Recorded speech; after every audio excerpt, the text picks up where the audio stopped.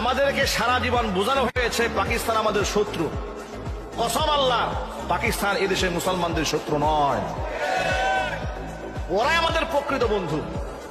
আর সারা জীবন বোঝানো হয়েছে ভারত আমাদের বন্ধু। আল্লাহর কসম, ইতিহাস সাক্ষী, দেশ স্বাধীন হওয়ার পর থেকে আজকের এই দিন পর্যন্ত ভারত বারবার প্রমাণ করেছে ওরা আমাদের পরীক্ষিত শত্রু।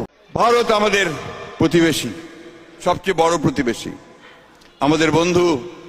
আমাদের যুদ্ধের সময় 1971 যুদ্ধের সময় আমাদের সহযোগিতা করেছিল। আমরা ভারতের কাছে সবসময় প্রত্যাশা করি যে ভারত বাংলাদেশের মানুষের পাশে দাঁড়াবে। হ্যালো বন্ধুরা, আশা করি আপনারা সবাই ভালো আছেন।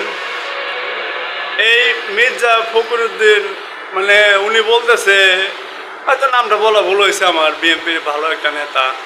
উনি বলতেছে ভারত আমাদের প্রতিবেশী বন্ধু।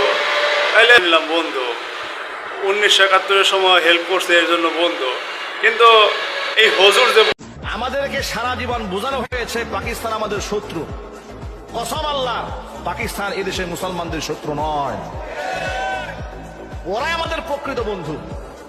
আর সারা জীবন বোঝানো হয়েছে ভারত আমাদের বন্ধু। আল্লাহর কসম, ইতিহাস সাক্ষী, দেশ স্বাধীন হওয়ার পর থেকে আজকের এই দিন পর্যন্ত ভারত বারবার প্রমাণ করেছে ওরা আমাদের পরীক্ষিত শত্রু। বলতেছে ভারতকে আমরা বন্ধু মনে করি, কিন্তু আসলে ভারত আমাদের বন্ধু না, শত্রু। আর যাকে আমরা শত্রু মনে করি সে আমাদের বন্ধু। আচ্ছা, এই কথাটা কি ঠিক নাকি ভুল?